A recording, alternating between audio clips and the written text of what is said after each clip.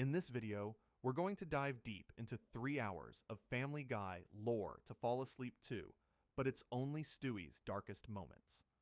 We'll be focusing exclusively on Stewie Griffin's most sinister plans, malicious actions, and deeply disturbing tendencies throughout the series. And our story begins right at the very start of the series, with Season 1, Episode 1, titled Death Has a Shadow, where the first seeds of Stewie's profound darkness were unmistakably sown.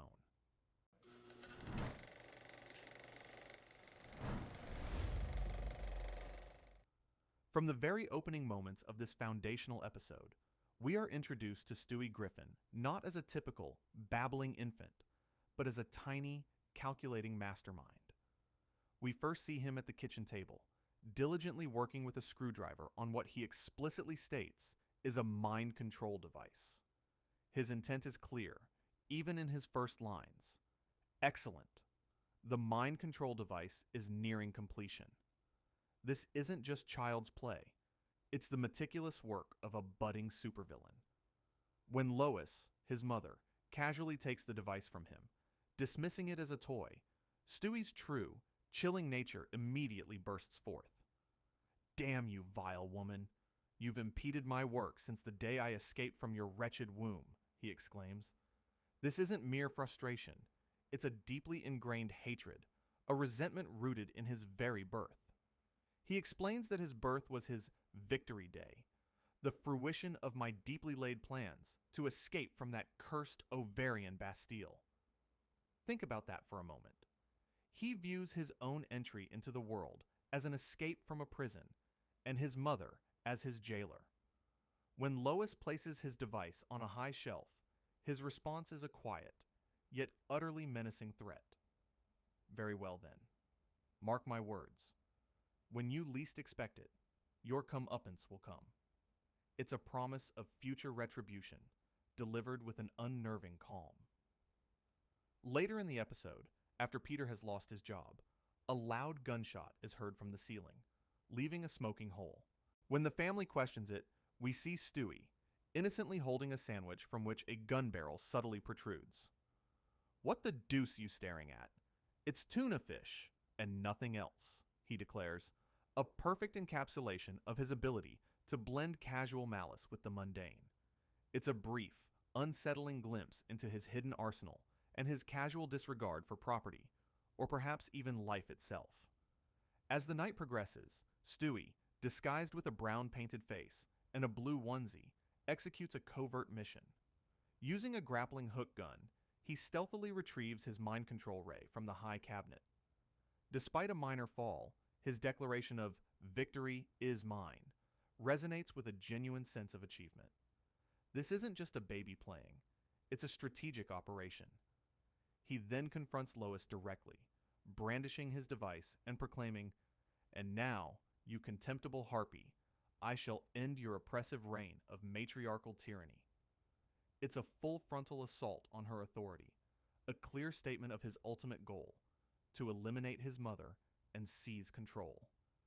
Even as she carries him to bed, dismissing him once more, his parting words are a desperate, power-hungry plea. No, blast you and your estrogenical tyranny. You have the power to end this. The episode reaches its sinister climax in the courtroom. Peter is on trial, and Lois is delivering an impassioned speech. Hidden in the gallery, Stewie seizes his opportunity. With a flash, he zaps the judge with his mind control ray. The judge, now under Stewie's influence, immediately releases Peter, and even gives him his job back. This is Stewie's first tangible victory, a demonstration that his advanced weaponry and malevolent intellect are not just idle threats. He possesses the means to manipulate events and individuals to his will, even if, in this instance, it's to indirectly benefit his father. It solidifies his role as a force to be reckoned with, a baby whose ambitions stretch far beyond the nursery.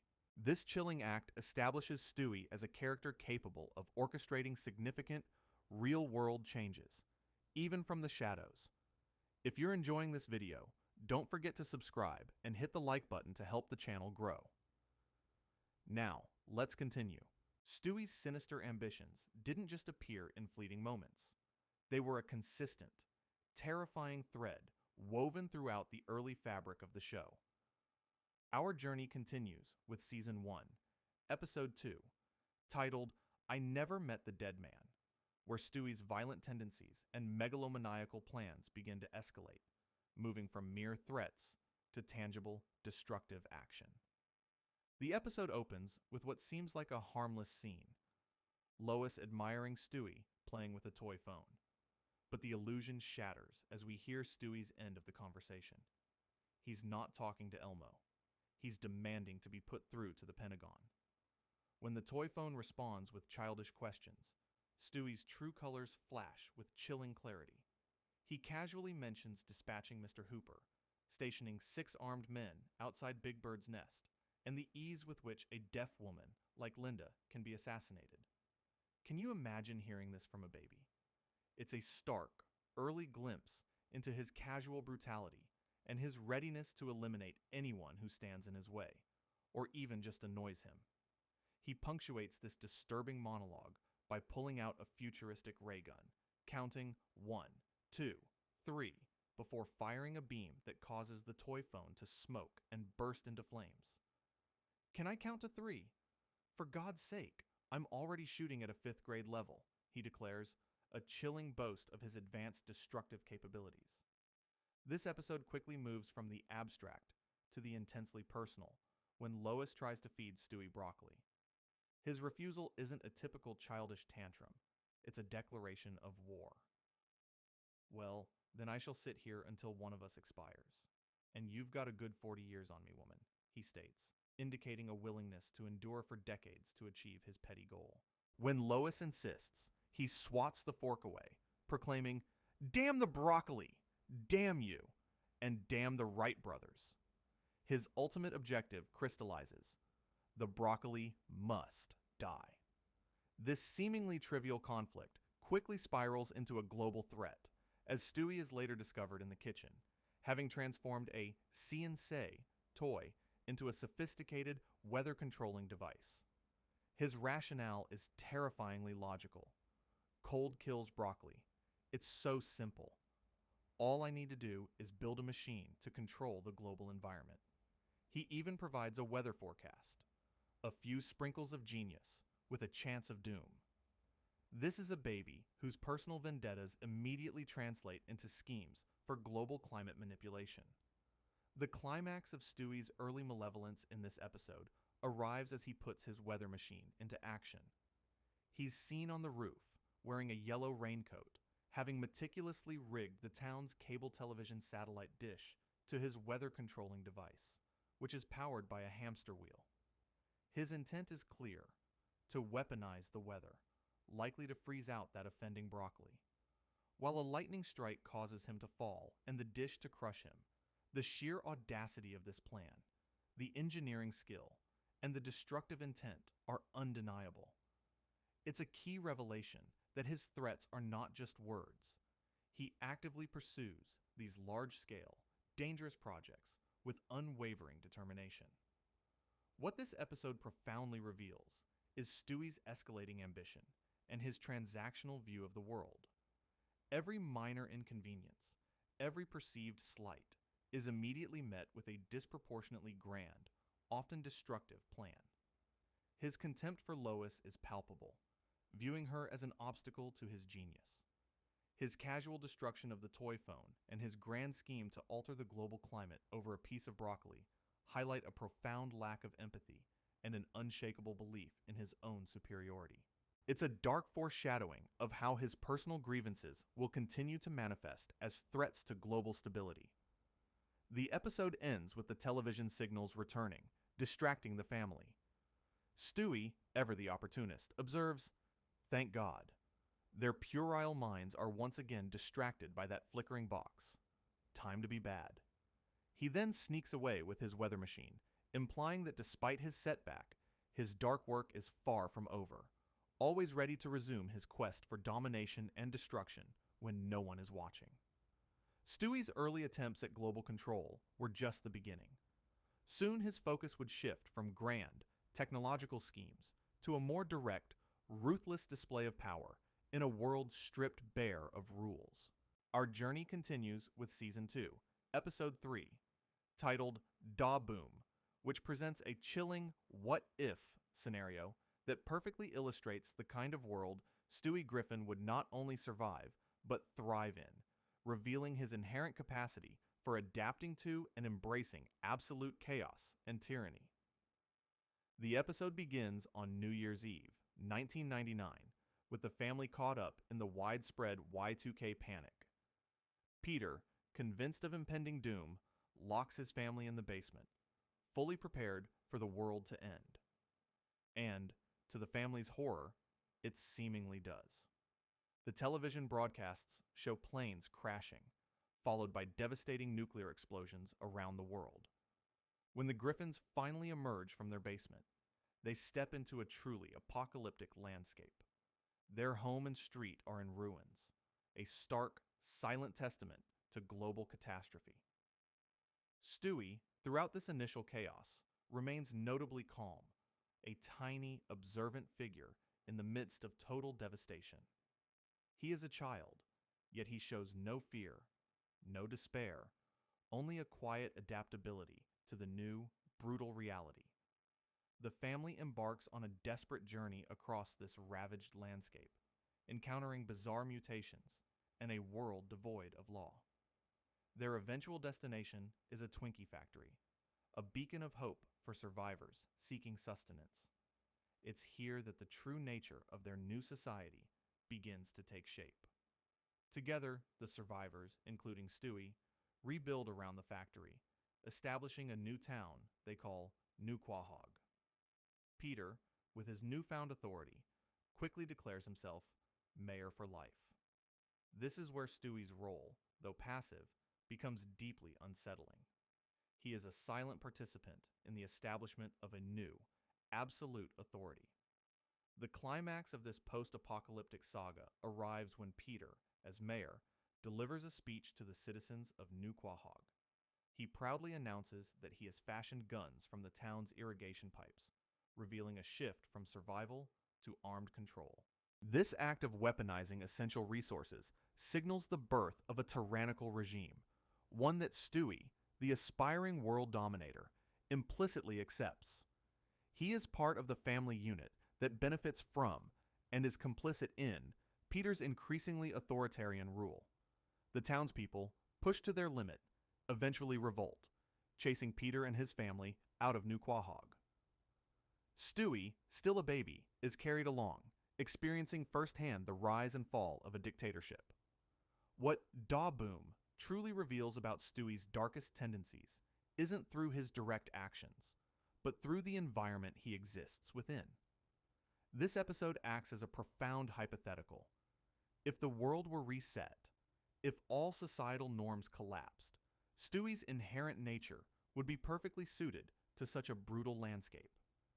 He adapts without complaint, witnesses tyranny without moral objection, and is part of a power structure that quickly becomes oppressive. It's a dark lore moment because it shows us a world where Stewie's ultimate ambitions, total control, the disregard for others, the acceptance of might over right, are not just fantasies, but the very fabric of existence. The fact that the entire episode is revealed to be a dream of Pam Ewing from Dallas doesn't diminish its insight. Rather, it solidifies it as a disturbing what-if that aligns perfectly with Stewie's character arc.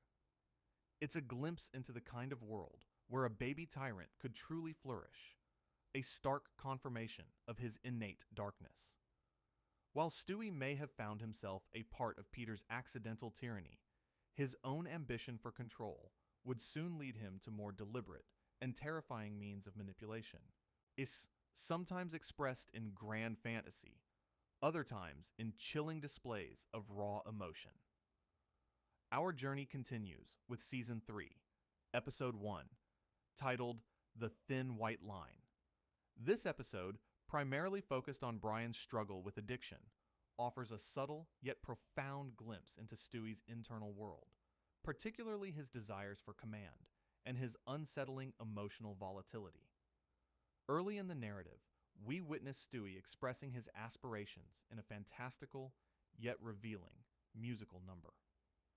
After Lois reads about choosing cabins on a cruise, Stewie laughs maniacally, then thoughtfully states, "Although, I must say, I've always dreamed of a life at sea." This sentiment immediately launches into a full-blown Gilbert and Sullivan parody, with Stewie dressed as a 19th century naval captain, singing, "I'm the greatest captain of the Queen's Navy." Surrounded by a crew of adoring sailors, he boasts about being an expert navigator. This isn't just a comedic interlude, it's a powerful manifestation of Stewie's deep-seated desire for leadership, for absolute command over others, even if, for now, it's confined to his vivid imagination.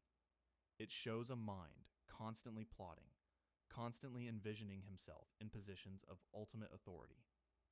As the episode progresses, Brian succumbs to a cocaine addiction, leading to erratic and aggressive behavior.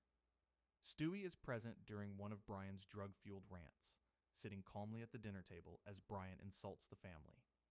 He is an observer of chaos, perhaps even a silent analyst of human weakness, taking in the scene without visible distress, which in itself can be quite unnerving for a child his age. The true, unsettling revelation of Stewie's character in this episode comes at Brian's intervention. After the family attempts to help Brian, he decides to leave. Stewie, clutching his teddy bear, toddles after Brian, crying out, "Brian, wait!" This moment appears, on the surface, to be a genuine display of childlike sadness, a rare moment of vulnerability from the usually stoic infant. However, as Brian's taxi drives away, Stewie stops, his face contorts, and he then spits on the ground in disgust. This sudden, visceral act is the episode's key revelation about Stewie's darkest tendencies. The immediate shift from apparent sorrow to raw, contemptuous disdain is profoundly disturbing. It suggests that his tears were not born of genuine affection or loss, but perhaps of frustration that Brian was leaving, or that his expectations were not met.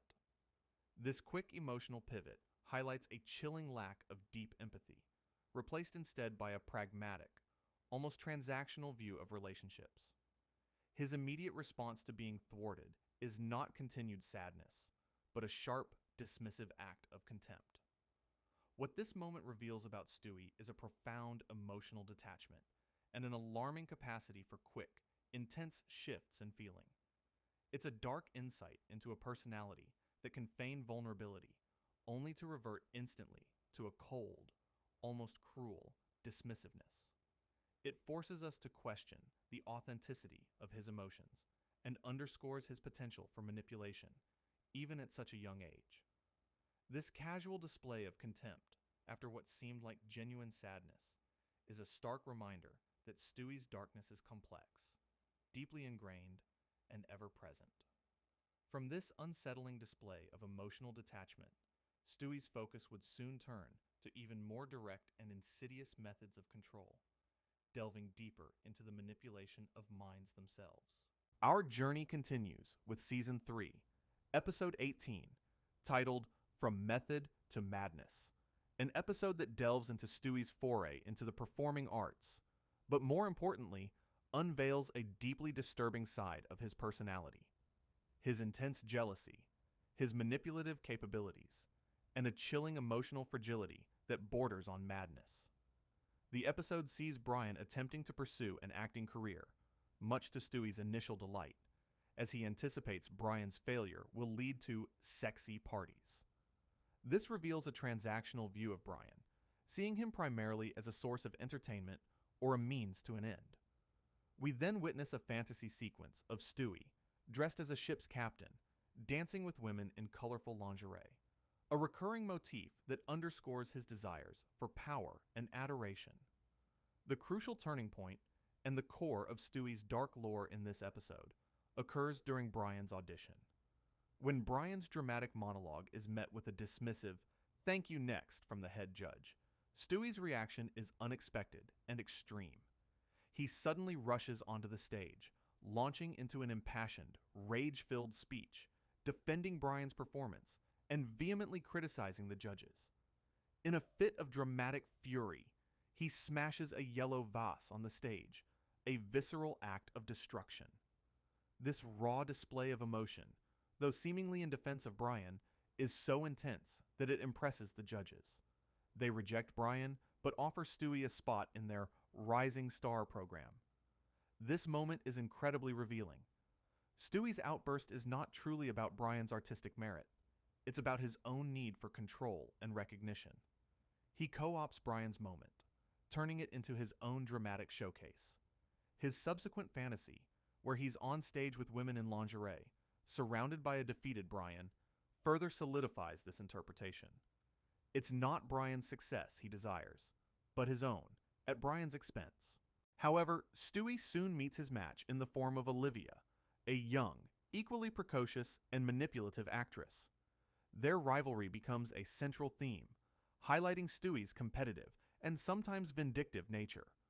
When Olivia mocks him by perfectly imitating Anne Robinson from The Weakest Link, Stewie's reaction is a thinly veiled sarcastic attack, accusing her of lacking originality.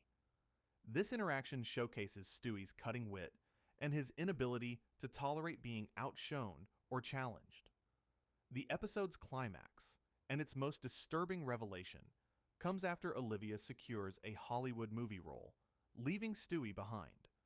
She invites him to get their act back together, but he feigns disinterest, trying to appear nonchalant and successful.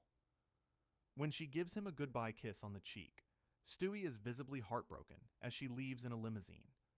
The driver then asks Olivia if she let him have it, to which she chillingly replies, "He let himself have it." This implies a deliberate manipulation on her part, perhaps knowing Stewie's emotional vulnerability. The real gut punch, however, comes in the final scene.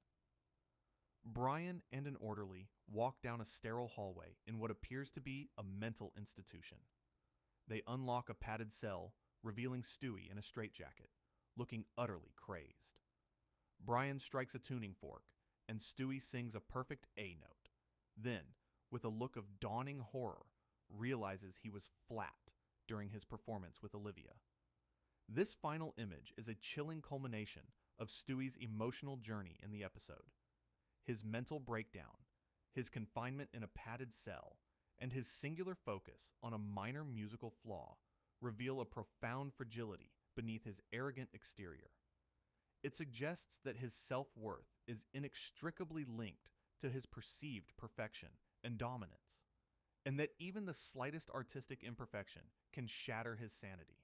This episode delves into the psychological depths of Stewie, showing that his darkness isn't just about external threats, but also about an internal, almost pathological, need for control and an extreme aversion to perceived failure.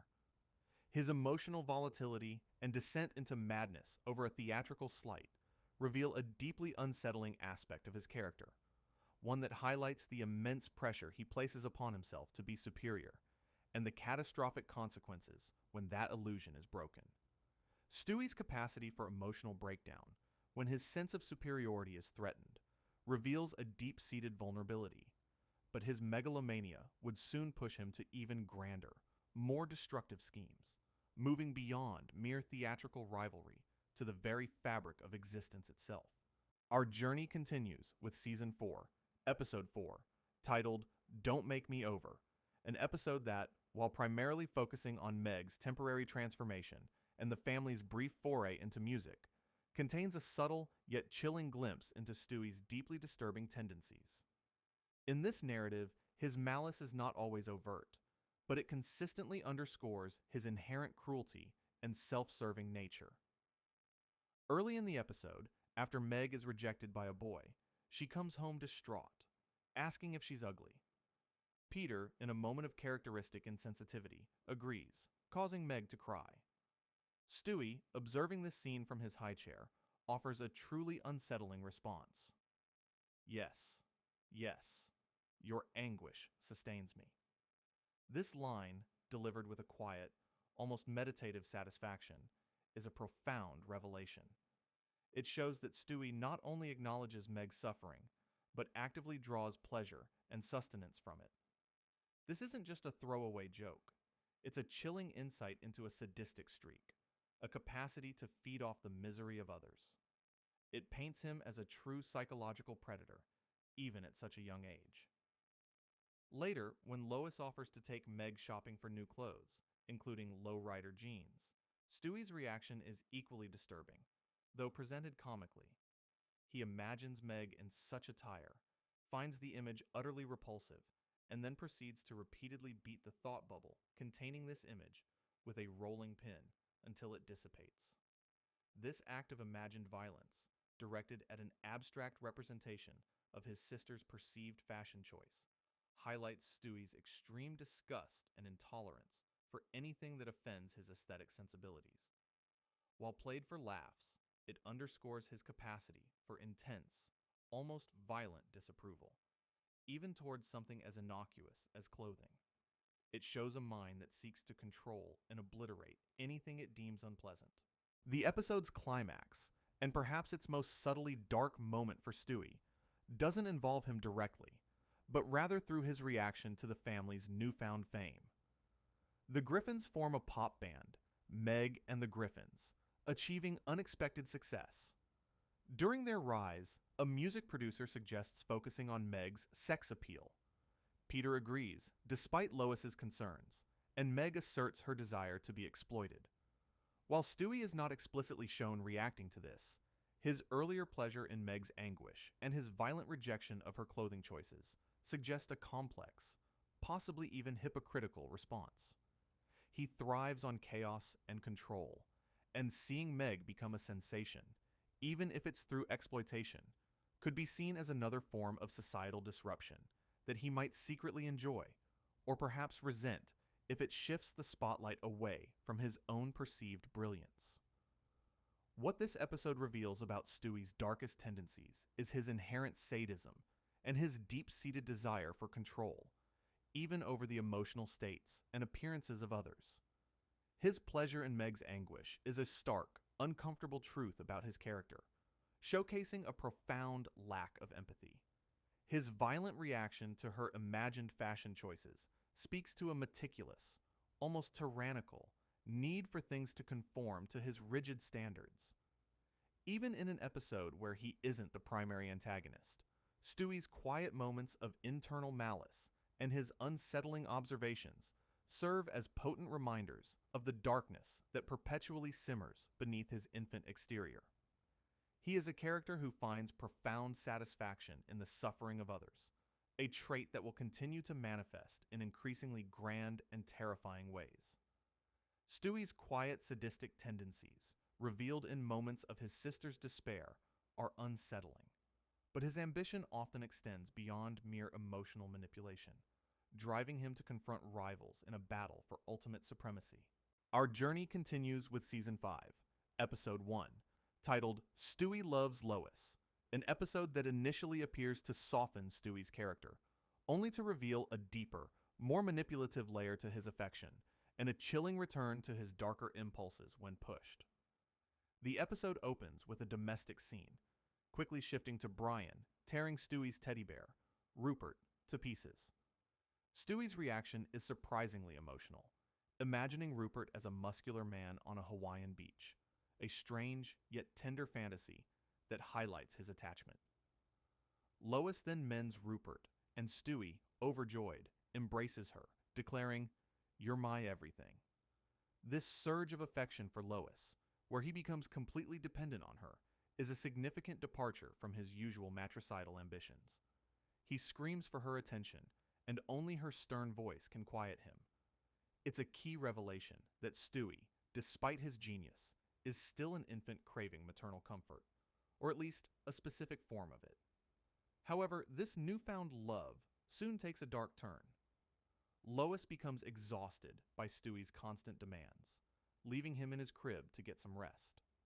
This abandonment, even for a short time, seems to trigger a regression or a reawakening of his darker self.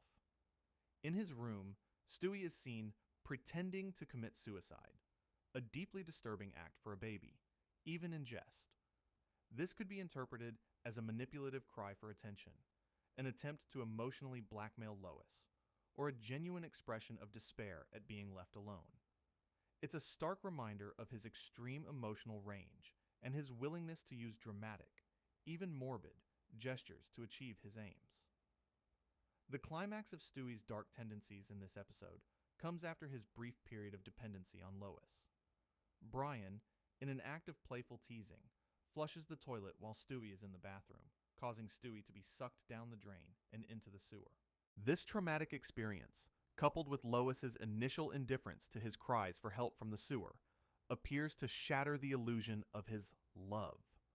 When he finally emerges, falling down the stairs and being comforted by Lois, he tells her he had a bad dream.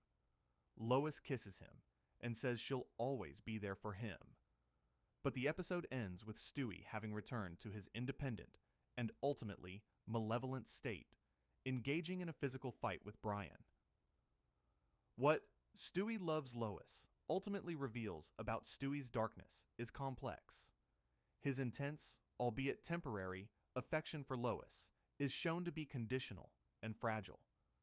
When his needs aren't met, or when he feels abandoned, his emotional stability crumbles, leading to disturbing acts like feigned suicide. Furthermore, the episode suggests that his love for Lois was less about genuine maternal bonding and more about a possessive, all-consuming attachment, almost a form of emotional control. When that control is threatened, or when the comfort is withdrawn, the underlying malice resurfaces. The final fight with Brian, after Lois's reassurances, marks a return to his usual self, implying that the brief period of vulnerability was merely a phase, or perhaps a tactical retreat, before he resumed his true, darker agenda. It's a subtle but powerful reminder that Stewie's core identity remains rooted in his sinister ambitions, even when fleeting moments of childlike need briefly surface. Stewie's emotional volatility and manipulative love for Lois eventually give way to a more direct, intellectual confrontation, as he faces a rival who mirrors his own dark genius. Our journey continues with Season 5, Episode 18, titled Meet the Quagmires, an episode that, while primarily a comedic exploration of Peter's past, offers a crucial glimpse into Stewie's casual misuse of immense power, specifically time travel, and his unsettling indifference to its profound consequences. The central plot involves Peter, Brian, and Death traveling back in time to 1984, so Peter can relive his youth and, hopefully, avoid marrying Lois, whom he believes is stifling his fun. This journey into the past, however, inadvertently creates a new, alternate timeline. In this altered reality, Peter is married to Molly Ringwald, while Lois is married to Quagmire, and their children, Chris and Stewie, possess Quagmire's distinctive facial features. It's within this changed reality that Stewie's disturbing tendencies are subtly highlighted. The alternate Stewie, with Quagmire's chin, is shown at a dinner table, laughing along with his alternate reality siblings at Quagmire's crude jokes. While this Stewie is a product of a different timeline, his presence in a family where crude humor and objectification are normalized suggests that a version of Stewie, even under different upbringing, can still align himself with a morally questionable environment. This serves as a what-if scenario. Even if Stewie's original innate darkness is tempered by a different parentage, a version of him can still be quite content within a morally bankrupt family structure, reflecting a certain adaptability to depravity.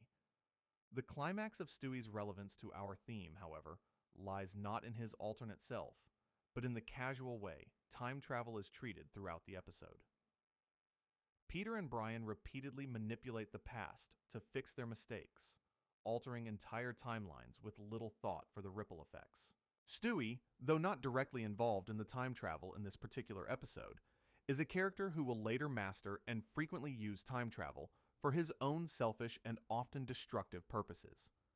This episode, therefore, acts as a critical precursor, establishing the low stakes and casual disregard with which such powerful technology can be wielded within the Family Guy universe.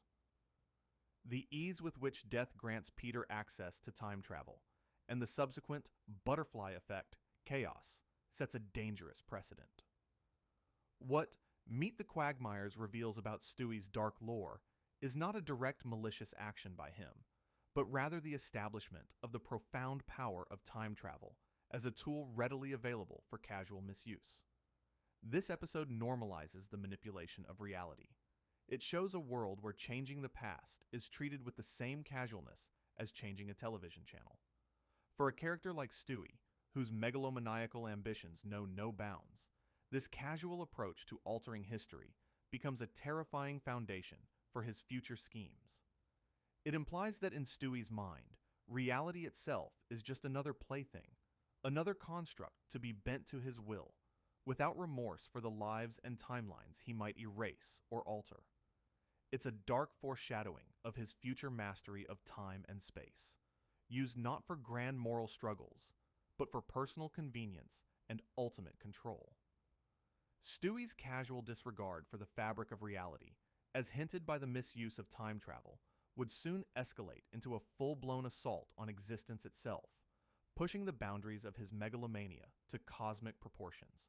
Our journey continues with Season 6, Episode 4, titled Stewie Kills Lois, Part 1, an episode that delivers on the series' longest-running dark joke, finally depicting Stewie's successful, brutal murder of his mother, Lois, and the chilling aftermath of his ultimate matricidal ambition. The episode sets the stage with Lois's birthday and a seemingly innocent gift of cruise tickets from Brian. Stewie, however, expresses his disappointment at being left behind, complaining he hasn't been this let down since watching The Lake House, a cutaway gag that further highlights his discerning, yet easily frustrated nature. This initial frustration quickly curdles into a murderous rage. The true darkness of Stewie's character emerges when he details a gruesome plan to torture Lois upon her return. He sits in the living room with a little red wagon overflowing with various weapons: a mace, a chainsaw, axes. He graphically describes his intentions, and disturbingly, Brian, rather than being horrified, becomes aroused by the violent imagery, encouraging Stewie with increasingly specific and fetishistic suggestions. This interaction is deeply unsettling, showcasing Stewie's capacity for extreme violence and Brian's complicity in, or perhaps even a dark fascination with, his depraved fantasies. Stewie further cements his violent intent by declaring he'll do to Lois what douchebags did to the guitar, a darkly comedic reference to overly sensitive acoustic guitar players. The climax of this episode, and a pivotal moment in Stewie's dark lore, is the actual murder of Lois. Dressed in black commando gear, Stewie stalks Lois on the cruise ship deck at night. He pulls out a submachine gun and fires multiple shots, brutally assassinating her. Lois falls backward over the railing, her body sinking into the ocean, leaving a trail of blood. Stewie initially celebrates his victory, but then immediately trips and hurts himself, crying out, "Mommy!" This swift shift from triumphant killer to vulnerable infant is a profoundly disturbing psychological twist. It suggests that while he harbors an intense hatred for Lois, a deep-seated, almost primal need for her still exists, creating a complex, unsettling duality within his character. The narrative then jumps 1 year later, revealing the profound impact of Lois's disappearance on the Griffin family. Peter is grieving, going on bad dates, and Meg has reluctantly taken on a motherly role. Stewie, meanwhile, is secretly gloating about getting away with the murder, a chilling confirmation of his lack of remorse and his satisfaction in his heinous act. Brian, however, grows suspicious and finds a receipt for a speedboat rental in Stewie's room, while Joe, Cleveland, and Quagmire, also suspicious, find a gun and a child's drawing with "Die Lois Die" scrawled on it in the Griffin's trash, mistakenly attributing it to Peter. The episode ends with Peter on trial for Lois's murder. As the judge is about to sentence him, Lois bursts into the courtroom, alive and well. In a dramatic turn, she points directly at a stunned Stewie and declares, "It was Stewie!" The cliffhanger leaves us with the shocking reveal of Stewie as the true culprit, cementing his status as a truly dangerous, matricidal villain. This episode is a pivotal moment in understanding Stewie's darkness. It moves beyond threats and fantasies to a brutal, premeditated act of murder. His celebration of the act, his subsequent lack of remorse, and his chilling satisfaction in getting away with it underscore a deeply ingrained malice. The fleeting mommy cry, however, adds a layer of disturbing complexity, hinting at a twisted psychological bond that even murder cannot fully sever. It reveals a character capable of the most heinous acts, yet still tethered, in some twisted way, to the very person he seeks to destroy. Stewie's triumphant, yet short-lived success in eliminating Lois was a testament to his ruthless ambition. But his ultimate goal was never merely revenge. It was absolute power, and the next chapter would see him seize it. Our journey continues with Season 6, Episode 5, titled Lois Kills Stewie, which immediately follows the cliffhanger of the previous episode. This two-part saga culminates in a chilling exploration of Stewie's unbridled megalomania as he successfully executes his grand plan for world domination, revealing the full extent of his tyrannical nature. The episode opens with Lois, having survived Stewie's assassination attempt, dramatically revealing him as the culprit in the courtroom. Stewie, however, vanishes, setting off a manhunt by Joe, Peter, and Cleveland. The family returns home to find Stewie waiting, armed. He holds them hostage, forcing Peter to admire his macaroni art owl, a darkly comedic display of his need for validation, even amidst his villainy. Joe Swanson attempts to intervene, but Stewie holds Brian at gunpoint, forcing him to hurl insults at Joe. This casual manipulation of Brian, forcing him to hurt his friend, highlights Stewie's psychological cruelty and his willingness to exploit relationships for his own entertainment. The horror escalates when Cleveland Brown opens the door, only to be immediately shot and killed by Stewie. The family's reaction is one of pure terror, as Peter comforts a crying Lois, telling her Cleveland is now in heaven. This cold-blooded murder is a stark demonstration of Stewie's ruthless efficiency and complete disregard for human life when he perceives someone as an obstacle. He then drags Cleveland's body as he leaves with Brian as his hostage in a Toyota Prius, continuing to force Brian to insult Joe from the car. Stewie and Brian drive to the CIA headquarters in Langley, Virginia, where Stewie, with terrifying expertise, hacks into the world's power grid. He announces his plan for global domination, even taking a moment to reminisce about his failed American Idol audition, a bizarre juxtaposition of petty grievance and cosmic ambition. With a simple command, lights flicker off across the globe, signaling his successful takeover. The world now belongs to Stewie. The climax of the episode, and the full realization of Stewie's darkest desires, sees him in the Oval Office, now the self-proclaimed president of the world. He immediately begins dictating new, absurd, and tyrannical laws, including one decreeing that anyone who sees Peter Griffin must throw apples at him. This reveals a deep-seated, childish vindictiveness that, when given ultimate power, translates into widespread, arbitrary cruelty. His reign is one of petty grievances, magnified to a global scale. However, Lois, having returned, crashes through the Oval Office window in commando gear, initiating an intense, destructive fight with Stewie. Peter eventually walks into the burning office, finds them seemingly dead, and, with a chilling one-liner, shoots Stewie's body, then poses with his foot on Stewie's head. The most disturbing revelation, however, comes right at the end. The entire elaborate saga, from Lois's murder to Stewie's global reign and subsequent defeat, is revealed to be a simulation over. Stewie, in his room, removes a VR headset, explaining to Brian that he was merely running a simulation to see how his plan to kill Lois and take over the world would play out. This meta-twist is the ultimate insight into Stewie's darkness. It reveals that he is not just a reactive villain, but a meticulous strategist, carefully planning and testing his most heinous schemes. The simulation isn't just a fantasy, it's a dry run, a calculated rehearsal for actual matricide and global conquest. It shows a mind that is utterly detached, capable of envisioning and executing horrific acts with a cold, almost scientific precision.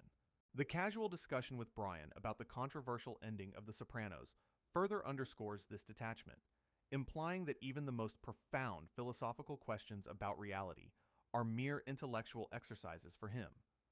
Stewie's darkness here is not impulsive rage, but chilling, premeditated evil, a testament to his ultimate ambition and his terrifying capacity for planning. Stewie's meticulous planning for global domination, even if just a simulation, reveals a chillingly detached intellect.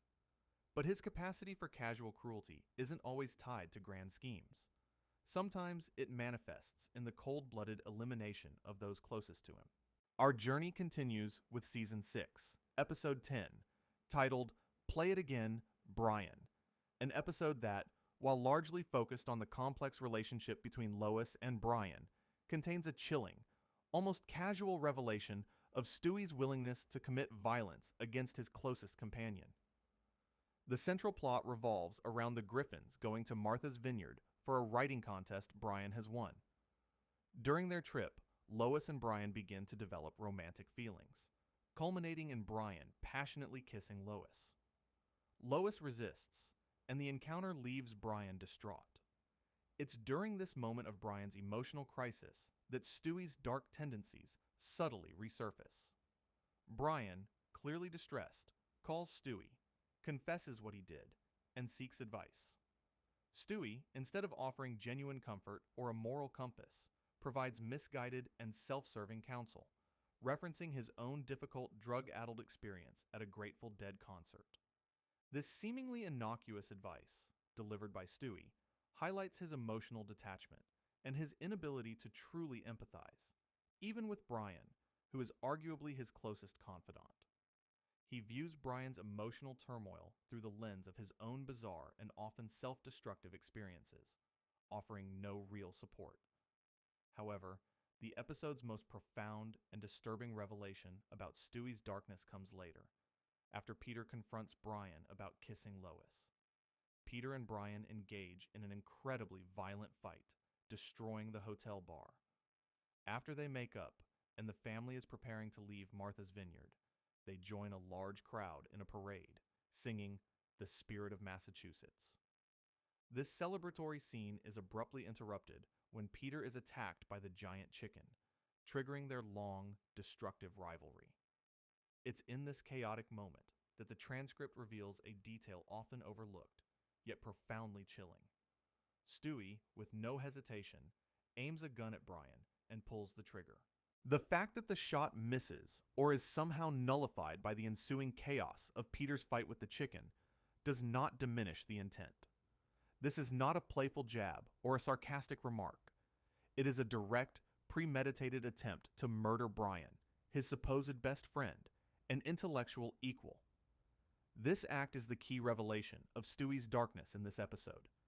It demonstrates a casual, almost reflexive capacity for lethal violence against those closest to him, even when they are not directly threatening him.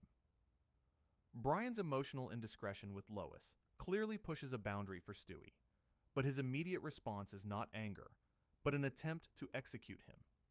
It reveals a deeply ingrained ruthlessness, a lack of sentimental attachment that would prevent such a heinous act. This isn't the grand, world domination type of evil, but a more insidious, personal darkness. The willingness to betray and kill a companion without a second thought, simply because they have fallen out of favor or crossed an unspoken line. A chilling pragmatism. His attempt to kill Brian is a stark reminder that even his most enduring relationships are fragile, easily disposable in the face of perceived transgression. It speaks to a fundamental coldness, a transactional view of companionship where loyalty can be repaid with a bullet. This casual act of betrayal underscores the depths of his malevolence, hinting that no one, not even Brian, is truly safe from Stewie's darker impulses. Stewie's casual attempt to murder Brian reveals a profound transactional view of relationships. This emotional detachment would soon lead him to literally replace Brian, creating a surrogate without a second thought, further highlighting his disturbing lack of empathy. Our journey continues with Season 7, Episode 5, titled The Man with Two Brians, an episode that showcases Stewie's capacity for extreme violence, his possessive nature, and a chillingly pragmatic approach to disposing of those who displease him, even if they are family. This episode explores the concept of replacement and how easily Stewie can erase someone from his life. The episode's initial setup involves Peter and his friends engaging in increasingly dangerous and idiotic stunts inspired by Jackass. After Peter injures himself, Lois scolds him, highlighting Brian's age and vulnerability. This leads Peter to become fixated on the idea that Brian is old, causing him to introduce New Brian, a younger, fluffier, and overly positive gray dog. The family, initially shocked, quickly embraces New Brian, making original Brian feel replaced and leading him to leave the Griffin house. It's within this context of replacement that Stewie's dark tendencies truly emerge. While he is initially annoyed by New Brian's saccharine personality, the true catalyst for his malice is revealed later. After Brian's brief departure and return, a misunderstanding involving a fart leads Peter to kick original Brian out again, intending to put him down like Old Yeller. Stewie intervenes, clarifying that New Brian was the one who farted, saving original Brian's life for the moment. This brief act of protection for original Brian, however, does not diminish the impending darkness. The climax of Stewie's disturbing actions in this episode is a two-part revelation. First, New Brian, in a karaoke night with the family, sings and performs, much to the family's delight. Stewie, however, looks increasingly annoyed. The true breaking point comes when Stewie confronts New Brian, who nonchalantly admits to humping Stewie's beloved teddy bear, Rupert. Stewie's reaction is one of pure, unadulterated rage. The scene immediately cuts to Stewie dragging a large, heavy trash bag, leaving a visible blood trail, out to the curb. This chilling visual implies that Stewie has brutally murdered New Brian and disposed of his body. The ambiguity of the act, coupled with the blood trail, leaves no doubt as to the severity of Stewie's wrath.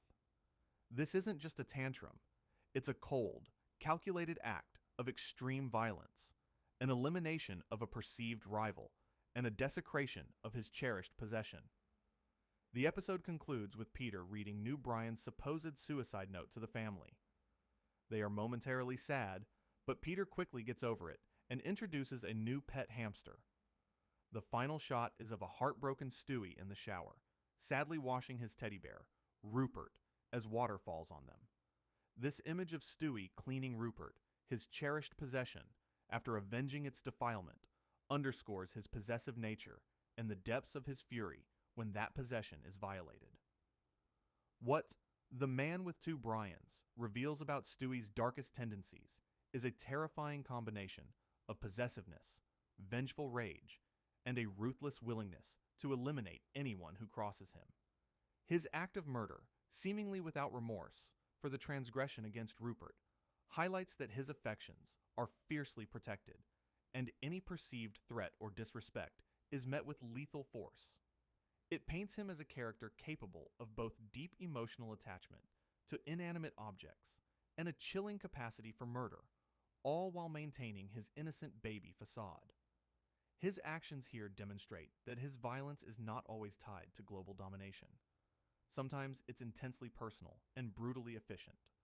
Stewie's ruthless disposal of New Brian, driven by a possessive rage, underscores his transactional view of life. This calculating approach would soon extend beyond individuals, as he turned his dark intellect to transforming entire institutions, stripping away joy and imposing harsh realities. Our journey continues with Season 9, Episode 7, titled Road to the North Pole, a feature-length episode that, while ostensibly a Christmas special, reveals Stewie's capacity for extreme cruelty, pragmatic violence, and a chillingly cynical view of the world, even in the most festive of settings. This is not the Stewie who wants to destroy. This is the Stewie who wants to control and exploit with ruthless efficiency. The episode begins with Stewie's Christmas wish. Not for toys, but for uranium, a game of chutes and ladders, and a ball. This immediate juxtaposition of a child's simple desire with a weapon of mass destruction sets the tone for his underlying malevolence. After a frustrating trip to the mall where they fail to meet Santa, Stewie, pulling Brian by his collar, demands to be taken to the North Pole. When they arrive at a rundown, deserted Santa's village, Stewie's anger boils over. He holds Brian at gunpoint, furious at being tricked, and declares his intention to kill Santa. This innocent childhood dreams are quickly corrupted by his inherent violent impulses. Upon finally reaching the real North Pole, Stewie and Brian discover a horrifying, industrial, and polluted wasteland. Santa, a frail and miserable figure, begs Stewie to kill him, explaining that the overwhelming demand for Christmas has ruined his workshop, leading to toxic waste, inbred, mutated elves, and carnivorous reindeer. This bleak reality triggers Stewie's pragmatic, ruthless side. He offers to help Santa, but when Santa has a heart attack and dies, Stewie and Brian are left to deliver the presents themselves. This is where Stewie truly shines in his darkness. Faced with a dire situation, he doesn't just adapt, he takes charge with brutal efficiency. He prepares Santa's sleigh, not with festive cheer, but with a chilling display of control over the monstrous reindeer. When they are reluctant to move, Stewie resorts to extreme measures. He tries to coax them with elf flesh, and in a truly disturbing moment, Mercy kills an elf to feed the carnivorous beasts. He then uses the Canadian man's severed leg as bait to get them moving. This sequence is a profound revelation of Stewie's cold pragmatism. He will sacrifice anyone, even an innocent elf, to achieve his objective. The Mercy killing is a thin veil over a calculated act of violence, driven by necessity rather than empathy. The climax of Stewie's cruelty comes during their attempt to deliver presents. They crash into a house, and a man confronts them. Without hesitation, Stewie beats the man to death with a baseball bat. Brian is shocked, but Stewie calmly helps hide the body. When the man's daughter comes downstairs, Stewie, with chilling composure, gives her a phone, and when her mother enters, horrified, Stewie silences the crying daughter by taping her mouth shut. They leave the house in total chaos, with a murdered father, a traumatized daughter, and a grieving mother. What Road to the North Pole reveals about Stewie's darkest tendencies is multifaceted. It showcases his capacity for extreme, casual violence, his cold pragmatism in the face of obstacles, and his complete lack of remorse. His mercy killing of the elf, followed by the brutal murder of the father, demonstrates a chilling ethical vacuum. He is a character who will do whatever it takes, no matter how horrific, to achieve his goals. The episode strips away any lingering innocence, presenting Stewie as a calculating, ruthless individual capable of profound cruelty, even during the most joyful time of year. He doesn't just seek to dominate, he seeks to control reality, even if it means destroying the innocence of Christmas itself. Stewie's ruthless efficiency in managing Santa's broken system, even resorting to murder, paints a picture of a mind detached from conventional morality. This profound lack of empathy would soon manifest in an even more disturbing scheme, involving the creation of life itself for his own convenience. Our journey continues with Season 10, Episode 12, titled Livin' on a Prayer, an episode that, while largely focused on Peter and Lois's moral struggle, features Stewie in a particularly disturbing light, showcasing his profound lack of empathy and his willingness to use and discard individuals, even children, for his own convenience and scientific curiosity. The episode begins with Stewie and his new friend, Scotty, playing with Transformers in the nursery. Stewie's possessive nature is immediately apparent when Brian tries to join them, only for Stewie to dictate who can play with which toy, effectively shutting Brian out. This reflects Stewie's need for control, even in seemingly innocent play. The central conflict arises when Scotty collapses, and Peter and Lois rush him to the hospital. Dr. Hartman reveals Scotty has Hodgkin's lymphoma. However, Scotty's parents, Hope and Ben, are Christian scientists and refuse medical treatment, believing disease is an illusion to be fought with faith. This moral dilemma becomes the episode's main focus, with Lois and Peter ultimately kidnapping Scotty to get him the medical help he needs. It's within this dramatic backdrop that Stewie's darkest tendencies are revealed. While the family is deeply concerned about Scotty's life, Stewie maintains a chilling detachment. At the hospital, Dr. Hartman discusses Scotty's cancer with Peter and Lois. Stewie is present, but doesn't show any particular concern or emotional response to his friend's grave illness. This lack of empathy for a peer facing a life-threatening condition is profoundly unsettling. The true, disturbing climax of Stewie's role comes after Scotty is recovering. The Griffin family is watching TV, and Lois announces that Scotty is going to make a full recovery. Stewie's response is a casual, almost flippant remark. I have a new friend who has leprosy, and the friend's foot falls off. This statement is not just a dark joke. It's a chilling insight into Stewie's mind. It implies a quick, almost immediate replacement of Scotty with another friend, this time one with a grotesque medical condition, purely for his own perverse interest or amusement. He views these friendships as disposable, easily swapped out for new, more interesting specimens. The casual mention of a foot falling off, without any hint of horror or sadness, further underscores his profound emotional detachment and his fascination with the macabre. What Livin' on a Prayer reveals about Stewie's darkest tendencies is a profound lack of empathy, a chilling transactional view of relationships, and a disturbing fascination with suffering. He treats children with severe illnesses not as individuals deserving of compassion, but as temporary playmates or objects of morbid curiosity. His immediate replacement of Scotty with a new, sicker friend, without a second thought, paints a picture of a character who sees others as interchangeable, serving only to fulfill his immediate intellectual or emotional whims. This casual disregard for human suffering and his objectification of others, even children, are hallmarks of a truly sinister mind. Stewie's cold, calculating use and disposal of those around him, even the sick, highlights his profound lack of empathy. This emotional void would soon be tested by a deeply personal loss, forcing him to confront mortality and his own complicated feelings for his closest companion, Brian. Our journey continues with Season 12, Episode 6, titled Life of Brian, an episode that delivers one of the most shocking and emotionally impactful events in the series, the death of Brian Griffin. This tragedy, brought about by Stewie's own actions, profoundly reveals his capacity for grief, but also his underlying selfishness and the disturbing consequences of his casual misuse of immense power. The episode initially places Brian and Stewie in a familiar, perilous situation, running from Native Americans after one of Stewie's time travel escapades. Stewie's urgent command to Brian, "Hurry, Brian, they're gaining on us," is a testament to his thrill-seeking nature and his frequent tendency to put Brian in harm's way. When they are cornered, Brian pushes Stewie over a bridge, and they escape, but the time machine's return pad is broken.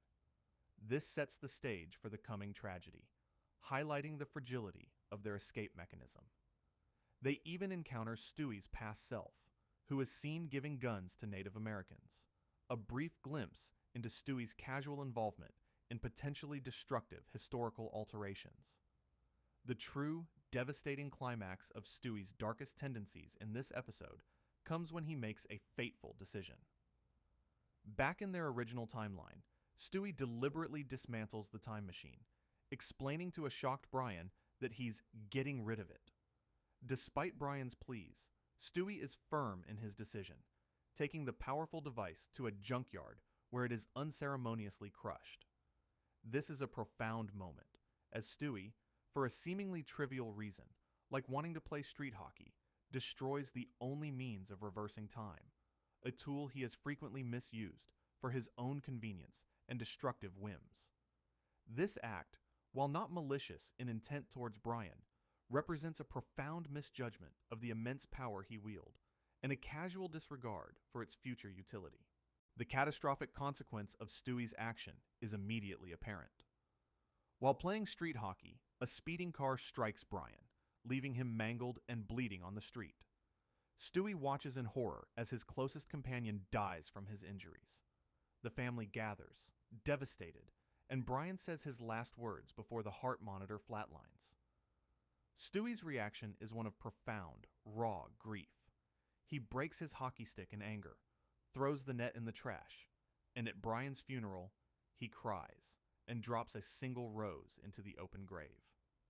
This is a rare, unvarnished display of genuine human emotion from Stewie, revealing the deep, if twisted, bond he shared with Brian.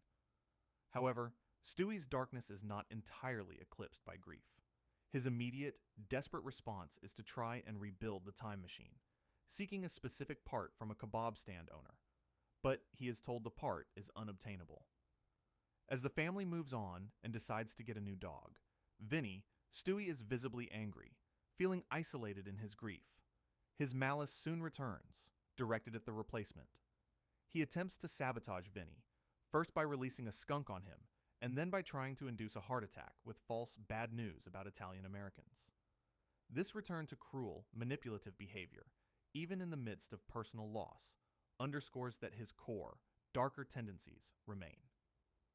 What Life of Brian ultimately reveals about Stewie's darkness is a complex interplay of selfish impulsiveness, profound grief, and persistent malice. His decision to destroy the time machine, a tool of immense power, for a mundane reason, directly leads to Brian's death. This highlights a terrifying lack of foresight and a casual disregard for the immense power he wielded.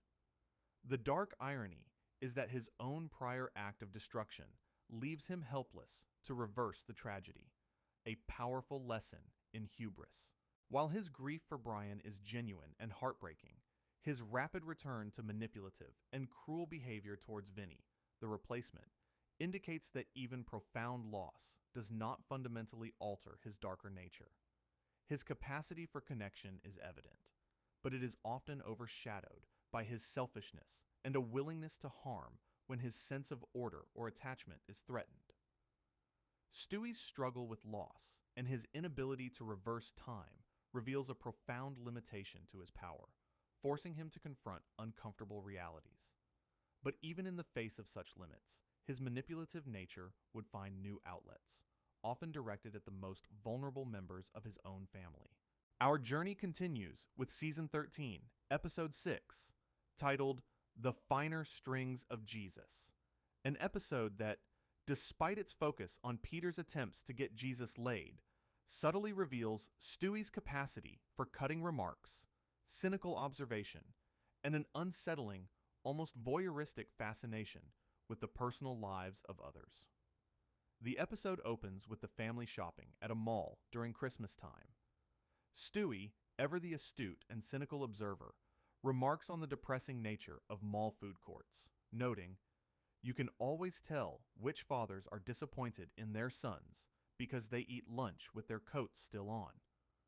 This line, delivered with his characteristic dry wit, is a subtle jab at perceived parental failure and the emotional undercurrents of family dynamics. It highlights Stewie's keen, often cruel, observational skills and his readiness to judge others. He even eavesdrops on a father-son conversation, further enjoying the man's disappointment in his son's academic performance. Later, as Peter and Lois discuss a new, expensive massage chair in the mall, Stewie's focus shifts to their marital dynamics. Peter, in a moment of insensitivity, tells Lois that the chair is only infinity times what you bring home every week. This comment sets up a tension that Stewie, ever the manipulator, will later exploit. The core of Stewie's dark tendencies in this episode is not in grand schemes, but in his cutting commentary and the psychological torment he inflicts on Brian. When Peter attempts to set Lois up with Jesus in exchange for the massage chair, Stewie delights in Brian's discomfort. "Boy, this must be killing you," Stewie remarks to Brian.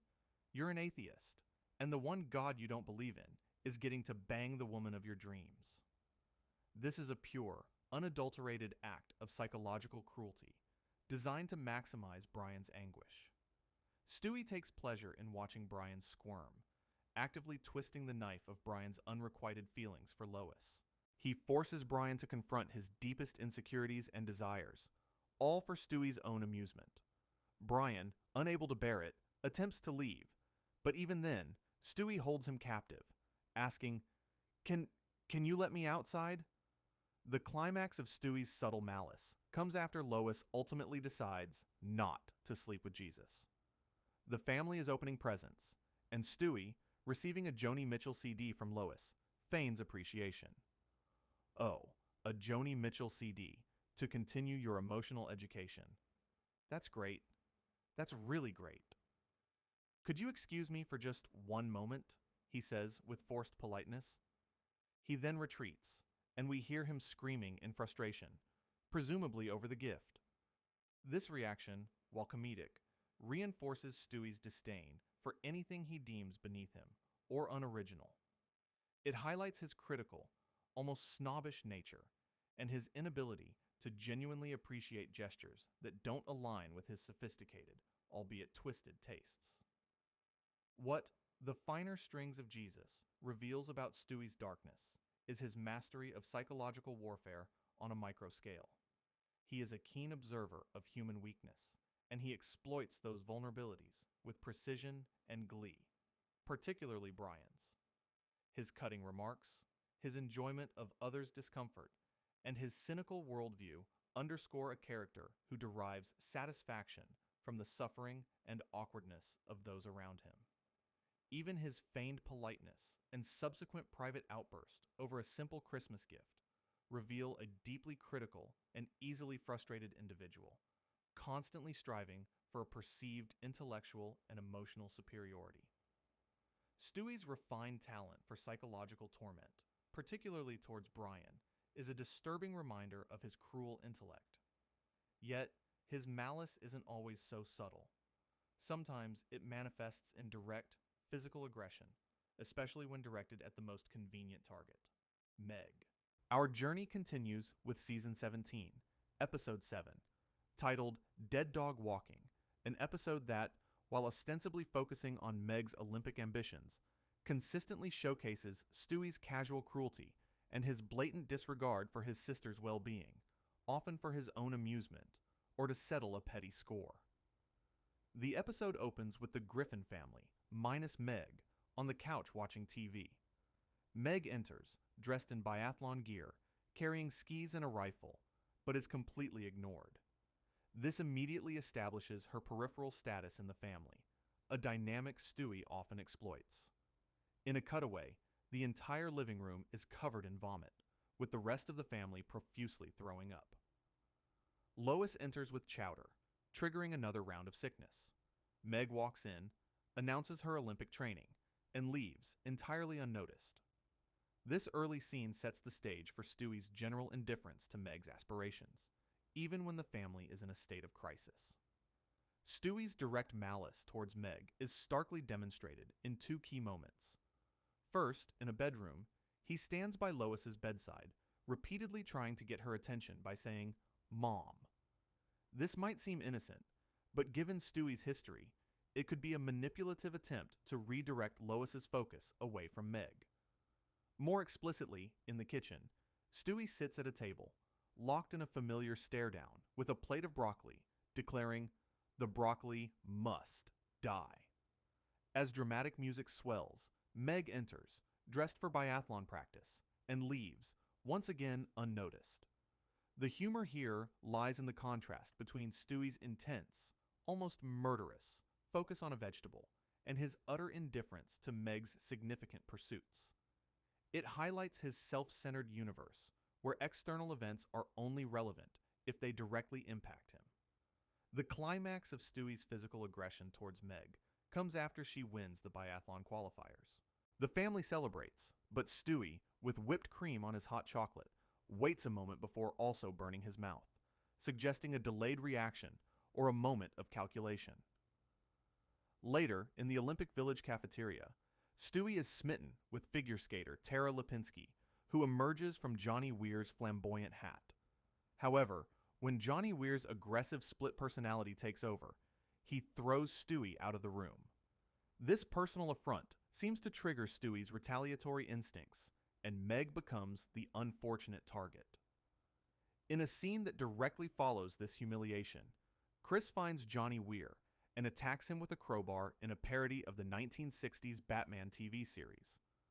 While Chris is the one delivering the blows, the timing of this violence, immediately after Stewie's own humiliation, suggests a chain reaction of aggression within the family, with Meg often bearing the brunt of it.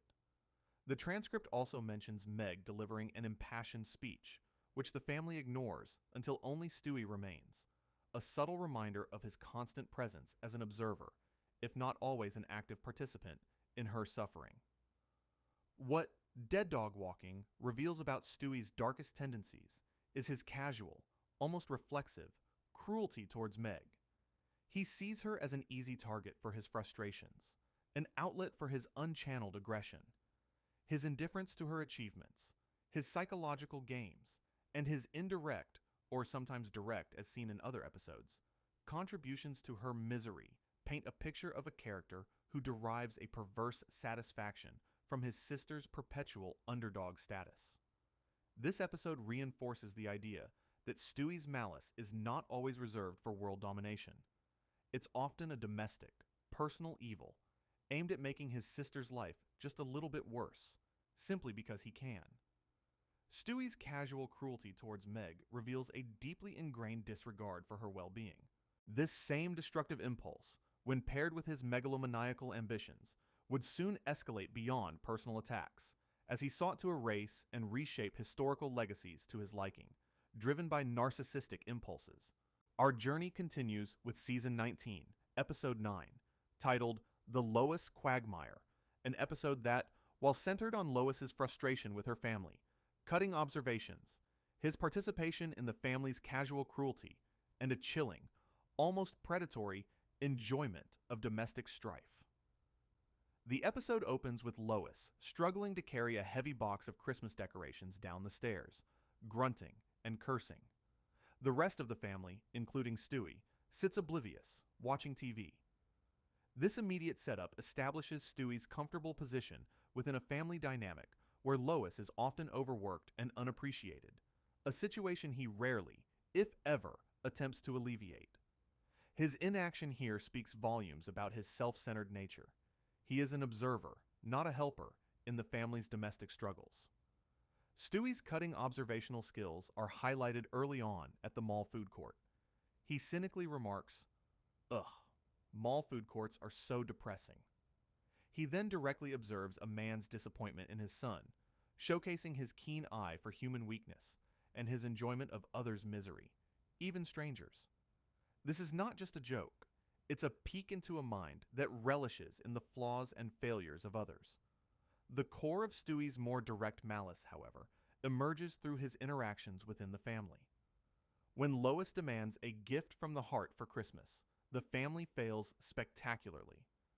Peter attempts a bad magic trick, and the boys engage in a farting contest at a paper store, which Stewie enthusiastically participates in. Meg is by another stack of paper, bends over, and lets out a loud fart, the transcript notes. The store owner, disgusted, declares the store is for tiny farts only. Stewie's participation in this gross, childish behavior, alongside his family, highlights his willingness to indulge in lowbrow antics, even if it means contributing to a general atmosphere of disrespect and chaos. The climax of Stewie's involvement in the family's casual cruelty comes at the end, after Lois, frustrated by her family's selfishness, has stolen all their Christmas decorations and presents. The family, now reunited with Lois, presents her with their last gift, a lumpy, poorly made clay bowl. Lois is touched by the accompanying heartfelt card, but Meg urges her to read the back. Brian then shines a blacklight on it, revealing an angry, passive-aggressive message written in invisible ink. Lois, reading the hidden message, starts to cry. Stewie's role in this final act is crucial. While the message is from the entire family, Stewie is a knowing participant in this carefully orchestrated emotional attack. The use of invisible ink, revealed by a blacklight, suggests a level of cunning and deliberate intent to inflict pain, a hallmark of Stewie's manipulative nature. He is complicit in this cruel joke, designed to make Lois feel guilty and unloved. The scene then pivots to a resolution where Lois's heart grows 3 sizes that day, leading to a medical emergency, which conveniently distracts the family from her crimes. The narrator then reveals that their Muslim neighbor was arrested and deported, a dark, cynical twist that deflects responsibility from the family's actions and highlights a broader societal injustice. What the Lois quagmire reveals about Stewie's darkest tendencies is his active participation in and enjoyment of the family's emotional manipulation and casual cruelty. He is not just an observer, but a willing accomplice in schemes designed to inflict psychological discomfort. His keen observational skills are often weaponized for cynical commentary, and he shows little remorse for the emotional pain he helps inflict. The episode underscores his capacity for cold, calculated acts, even when hidden behind a facade of innocence, and his willingness to use cunning means to achieve emotional leverage, or simply to satisfy a perverse sense of amusement. Stewie's willingness to engage in psychological warfare against his own family, coupled with his long history of violent ambition, paints a disturbing picture. But as we conclude our journey, we must reflect on the overarching patterns of his dark desires and the unsettling implications of a baby who consistently plots world domination and matricide. Throughout this extensive journey into Stewie's darkest moments, we've witnessed a chilling tapestry of calculated matricide, ruthless world domination, and profound emotional manipulation. From his earliest threats and grand schemes to his casual cruelty and even his complex grief, Stewie Griffin consistently proves that true darkness can reside in the most unexpected and seemingly innocent of packages.